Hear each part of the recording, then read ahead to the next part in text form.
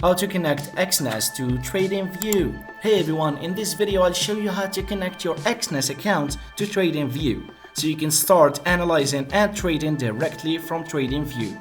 Let's dive in. Go to the Tradingview website or open the app, log in with your account or create a new one if you don't have an account yet.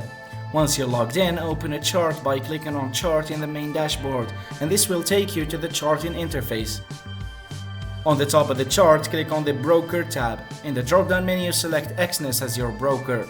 If you don't see Exness, click on More Brokers to search for it.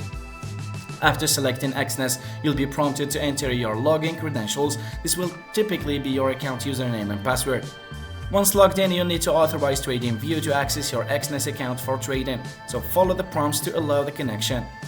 Now that your accounts are connected, you can start placing trades directly from the Tradingview platform.